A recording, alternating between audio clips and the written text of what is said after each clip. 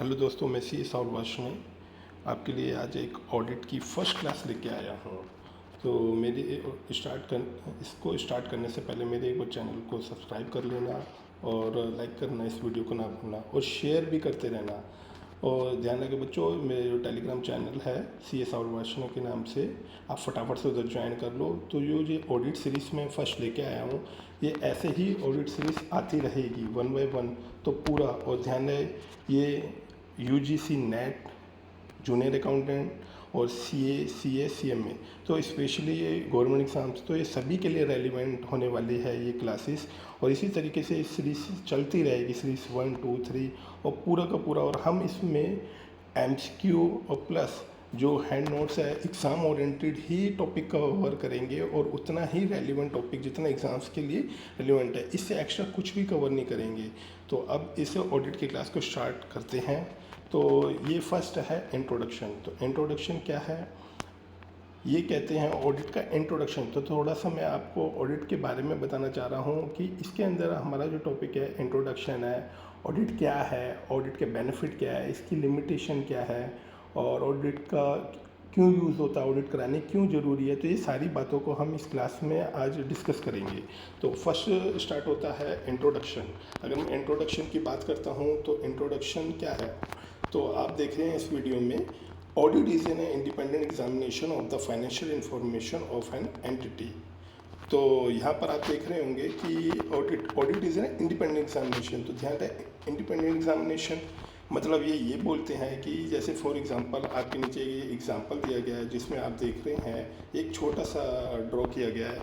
इसके अंदर एक एबीसी कंपनी है और एबीसी कंपनी के फाइनेंशियल हैं, जैसे कि बैलेंस शीट।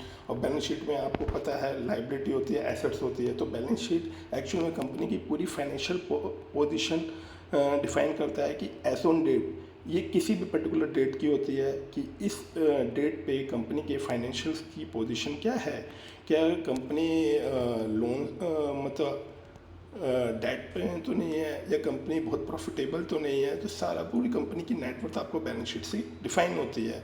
अब बात करते हैं पी एंडल में भी खर्चे आते हैं, जो इनकम है, एक्सपेंस है, फिर उधर से जीपी एनपी निकाला जाता है। तो इसके अंदर ये सारा का सारा पूरा वेरिफिकेशन, पूरा सारा कुछ चेकिंग, स्क्रूटनी।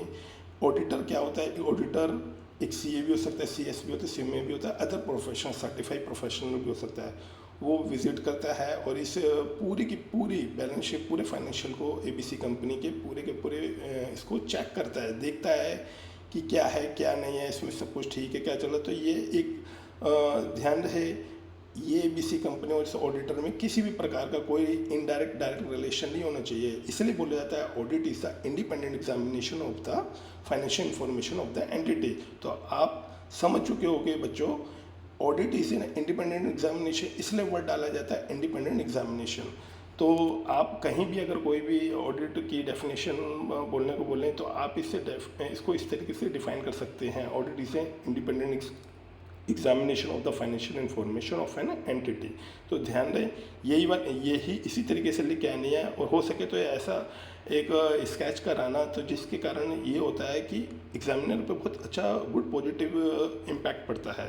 अब आगे हम चलते हैं तो आगे पता लगता है कि जो ऑडिट है, ऑडिट को लाने के ऑब्जेक्ट क्या हैं, ऑडिट क्यों मैंडेटरी है, ऑडिट से क्या है, ऑडिट का मेन ऑब्जेक्ट क्या है। तो देखो, जब एक ऑडिटर कंपनी की ऑडिट करता है तो जो कंपनी की मैनेजमेंट है या कंपनी के अदर स्टेक होल्डर हैं, वो ये देखते हैं कि ये जो ऑडिट है, ऑडिट कराने से क्या फ़ायदा मिलेंगे और इसको ऑडिट कराने का ऑब्जेक्ट्स क्या है। तो ये जो फर्स्ट ऑब्जेक्ट्स है, रीजनेबल एश्योरेंस।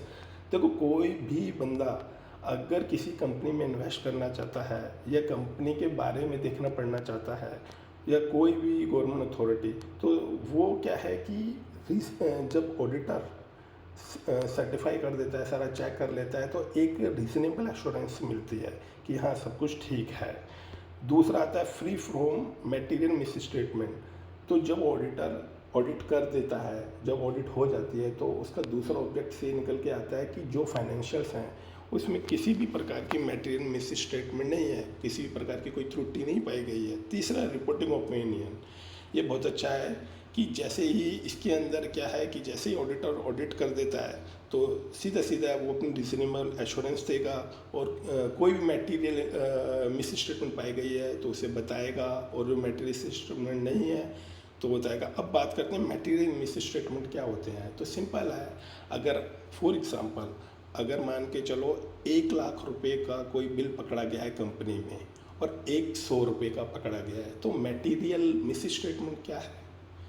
1 लाख रुपए का, जिससे कंपनी के नेट प्रॉफिट और ग्रॉस प्रॉफिट पे बहुत ही इम्पैक्ट पड़ रहा है। तो ये बोला जाता है मटेरियल मिस स्टेटमेंट। अब थर्ड आता है रिपोर्टिंग ओपिनियन। भाई ऑडिट को लाने का ऑब्जेक्ट क्या है और उसमें क्या होना चाहिए। भाई अब ऑडिटर पूरी अपनी ऑडिट तो कर देगा, तो लास्ट में है उसको ओपिनियन भी देना पड़ेगा, और ये ओपिनियन पूरी रिपोर्टिंग करनी पड़ेगी।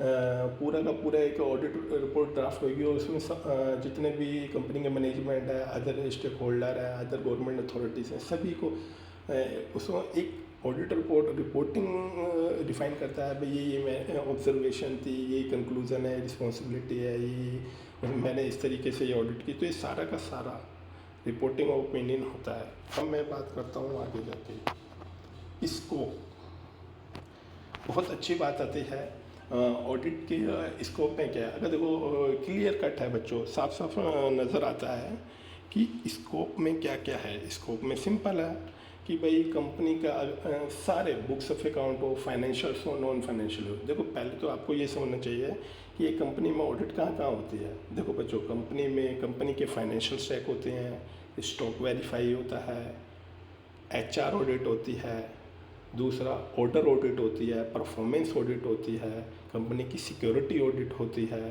तो ओवरऑल ऑडिट के दायरे से, ऑडिट के स्कोप से कुछ भी नहीं बचा है। तो हम क्या लिखेंगे? Coverage of all area of entity relevant to the financial statement. फिर दूसरा, जब जैसे ही सारी ऑडिट हो जाती है उसके बाद एक प्रॉपर डिस्क्लोजर देना पड़ता है ऑडिटर को। तीसरी चीज़ एक्सप्रेस ऑफ ओपिनियन, वही सेम उसको ओपिनियन देना पड़ेगा कि वो रिपोर्ट को क्वालिफाई कर रहा है या नॉट क्वालिफाई कर रहा है। तो ये सारी बातें हैं जो ऑडिट के स्कोप में आती है, और आगे जाके हम नेक्स्ट सीरीज़ में डिस्कस करेंगे। तो बच्चों फटाफट से अगर आपको ये वीडियो अच्छी लग रही हो तो एक लाइक कर दो, सब्सक्राइब कर दो इस चैनल को, शेयर करना ना भूलें, और टेलीग्राम चैनल को जरूर ज्वाइन कर लेना। अगर आपको लगता है कि ये वीडियो मैं PDF के फॉर्मेट में आपको टेलीग्राम पे दे दूँ तो टेलीग्राम पे मैं दे दूँगा, वहाँ ज्वाइन कर लो, मुझे कमेंट करके बता देना, ठीक है। अब आते हैं लिमिटेशन ऑफ द ऑडिट। ये लिमिटेशन ऑफ द ऑडिट क्या है? कहते हैं कई बार तो ये जो ऑडिट हम ऑडिट होती है, ऑडिट 100% राइट जजमेंट नहीं दे पाती है। ये भी एक ऑब्जर्वेबल होती है कि हाँ भाई ना 100% ऑडिट होती है, क्योंकि ऑडिटरों को भी इतना टाइम नहीं होता है कि वो 100% ज्वाइन करें। इसमें डिटेल डेप्थ करेंगे तो वो एक टाइम कंज्यूमिंग वाली जॉब हो जाएगी, बहुत टाइम लगेगा। तो ये एक सबसे बड़ी लिमिटेशन है। जो लिमिटेशन सबसे पहले क्या है? Making many judgements by the management involve subject decision and degree of uncertainty. अब मैं बात करता हूँ ये क्या बोलता है, making many judgement of management. Many judgement of management क्या है? अब देखो ऑडिटर तो साल के एंड में या किसी पीरियडिक बेसिस पे ऑडिट करने के लिए आते हैं, लेकिन अब मैं बात करता हूँ कंपनी में। कंपनी में क्या होता है, जो क्लियर कट है, मैनेजमेंट अपने हिसाब से डिसीजन ले रहे होते हैं कि नहीं आप इसको ऐसे कर दो, आप इसको ऐसे कर दो, आप इसको ऐसे कर दो। तो वो क्या होता है कि क्लियर कट किसी बात, सारी चीज़ों का अनसर्टेन रहता है, कॉम्प्लाइंस फॉलो कर रहे हैं नहीं कर रहे हैं, क्या है क्या नहीं है। और जब ऑडिटर आता है तो ऑडिटर को क्लियर कट नहीं पता लगता कि यार यहाँ पर डिसीजन मेकिंग होनी चाहिए, ये होनी चाहिए, ये ठीक करना चाहिए। तो वो एक अनसर्टेनिटी बनी रहती है। दूसरा, lack of audit evidence.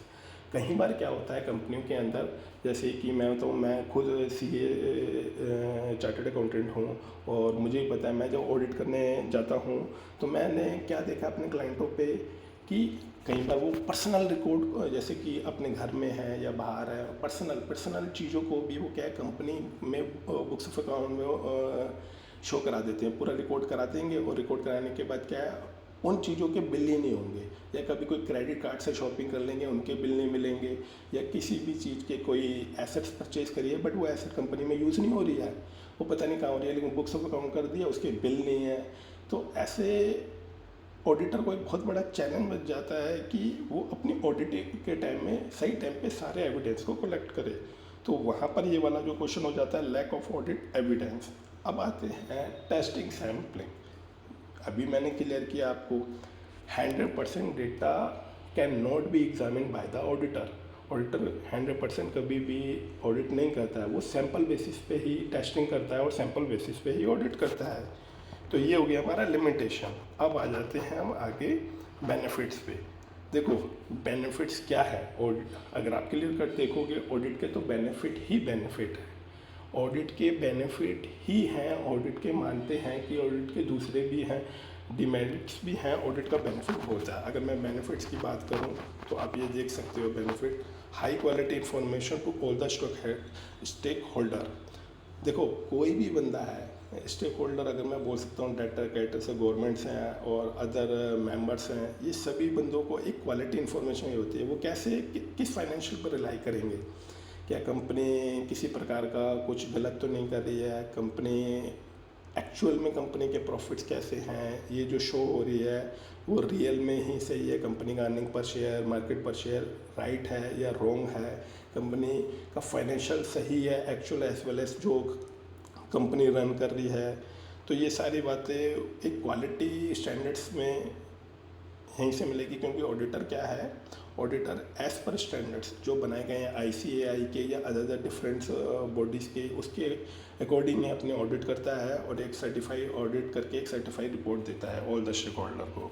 Helpful to government authorities. देखो एक इनकम टैक्स है, आप इनकम टैक्स में जब हम balance sheet file ITR file करते हैं उस टाइम बैलेंस शीट जाती है, टैक्स ऑडिट जाती है, ऑडिट रिपोर्ट, तो सभी जगह पर ऑडिटर, टैक्स ऑडिटर है, स्टैट्यूटरी ऑडिटर है, वो क्लियर करता है कि हाँ भाई ये सब कुछ ठीक है, ये इसमें उन्होंने क्वालिफाई कर रखा होता है। तो क्या है, ये गवर्नमेंट के लिए भी एक प्रकार का हेल्पफुल है। बैंकर्स है, लेंडर है, जब ये अपना लोन देते हैं, कंपनी को लोन देते हैं, तो उसमें क्या है, एक CMA डेटा बनता है, अदर फाइनेंशियल रिकॉर्ड्स बनते हैं जो भी रेलिवेंट हैं, परफॉर्मेंस चेक होती है कि जो फाइनेंशियल्स है प्रोविजनल बेसिस पे, प्रोजेक्टेड बेसिस पे तैयार होते हैं, ऑडिटेड दिए जाते हैं पिछले सालों की। तो ये सारी चीज़ें हैं जो हेल्पफुल करती हैं बैंकर्स और लेंडर्स को अपना डेट देने में। Detect the frauds and error, ये तो सिंपल है कि भाई जब ऑडिट हो रही है तो उससे क्लियर कट हो जाता है कहाँ कहाँ फ्रॉड किया है, कहाँ पर एरर है। दूसरा, help to control over the various internal control. देखो ऑडिट का मेन ऑब्जेक्ट भी बोल सकते हो इसको और ऑडिट का मेन बेनिफिट भी कह सकते हो। मैंने आपको पहले भी स्टार्टिंग में बताया है कि ऑडिट किसी भी चीज़ की हो सकती है, कंपनी में से सारे कवरेज करते हो ऑल द इंटरनल कंट्रोल। आगे जाके हम वेरियस कंट्रोल्स, इंटर कंट्रोल्स पे भी डिस्कस करेंगे अगले की सीरीज़ में। तो मैं दोस्तों ये कह रहा हूँ, मेरे टेलीग्राम चैनल को फटाफट ज्वाइन कर लो और मुझे बताना कि ये PDF अगर उस पर डालनी है तो मैं फटाफट अपलोड कर दूंगा और ये आपको बहुत हेल्पफुल रहेगी। आगे जाते हैं हम, मैंडेटरी और वॉलंटरी। देखो ऐसा ज़रूरी नहीं है कि आपको ऑडिट करानी है, मैंडेटरी इज़ नॉट नेसेसरी। मैंने क्या बोला, ऑडिट इज़ नॉट मैंडेटरी, सीधा सीधा सिंपल है। टैक्स ऑडिट, स्टैट्यूटरी ऑडिट, ये मैं बताता हूँ आपको। देखो टैक्स ऑडिट क्या है, टैक्स ऑडिटर करता है उसको। अब दूसरी चीज़, उसकी टैक्स ऑडिट की, इनकम टैक्स ऑडिट की लिमिट है कि हाँ भाई 1 करोड़ है, प्रोफेशनल वालों के लिए 50 लाख है। अगर उनका टर्नओवर, ग्रॉस रिसीट्स, मैं बिजनेसमैन की बात करता हूँ, साल में एग्रीगेट टर्नओवर 1 करोड़ से ऊपर है, तो वो क्या करेगा, वो अपने टैक्स ऑडिटर से टैक्स ऑडिट कराएगा। दूसरी चीज़, स्टैट्यूटरी ऑडिटर है, उसकी पेड अप शेयर कैपिटल या उसकी एक लिमिट है कंपनी एक्ट 13 के अंदर। अगर इससे ऊपर कंपनी रहती है तो उसको स्टैट्यूटरी ऑडिट कराने मैंडेटरी है। तो ये दोनों के दोनों मतलब लिमिट पे है। ऐसी अदर लिमिट्स हैं कि आपको इंटरनल ऑडिट करानी पड़ेगी तो आपका टर्नओवर 200 करोड़ से ऊपर होना चाहिए, प्राइवेट का या लिस्टेड होनी चाहिए। ऐसे सबके अलग अलग क्राइटेरिया, सबके अलग अलग लिमिट है।